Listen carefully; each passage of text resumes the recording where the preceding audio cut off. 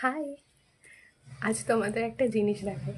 তোমরা অনেকেই এটা দেখেছো, তাও আমি কখনো আগে দেখিনি এই জিনিসগুলো।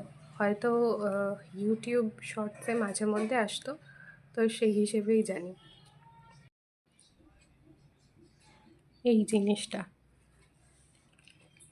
আমাদের এখানে বাজারের সামনাসামনির যে বাজারগুলো আছে ওখানে আমি কখনো দেখিনি, কিন্তু কালকে মা আমাদের এখানে যে বড় যে বাজারটা সেখানে গেছিলো, তো সেখানে এগুলো পেয়েছে।